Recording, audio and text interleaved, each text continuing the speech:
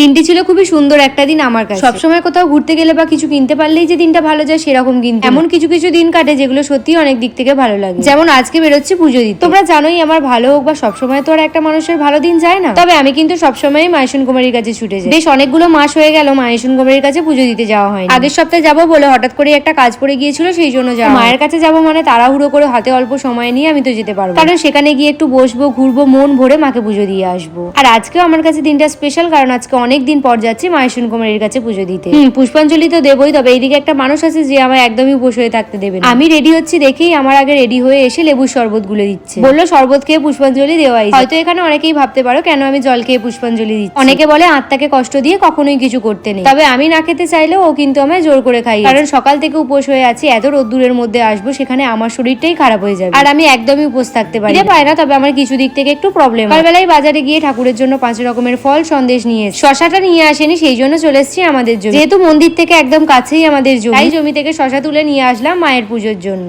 এসেই সমস্ত ফল নিয়ে বসে পড়লাম কাটতে। ঠাকুর মশাই চলে এসেছেন, তাই আমি তাড়াহুড়ো করে ফলগুলো সব কেটে নিলাম। মাঝে মধ্যেই আসি পুজো দিতে, তবে এবারে কিন্তু বেশ অনেকদিন হয়ে গেল আসা। আর আজকের দিনটা এই কারণেই আমার কাছে খুব সুন্দর একটা দিন। মায়ের কাছে যতবারই আসি মনটা তো ভালো হয়েই যায়, দিনটাও ভালো যায়। যদি পুষ্পাঞ্জলি দিয়ে ধূপ দিয়ে দিলাম। মা মনসা ছাড়াও কিন্তু এখানে আরো অনেক দেবদেবী আছে। তোমাদের যদি কাছাকাছি বাড়ি হয় সময় করে অবশ্যই মায়েশন কুমারীর মন্দিরে এসো। এর মাঝখানে মন্দির, গাছের ছাওয়ায় আসলেই কিন্তু মনটা শান্তিতে ভরে যাবে। পুজো শেষ হয়ে যাওয়ার পর সকলকে প্রসাদ দিয়ে চলে আসলাম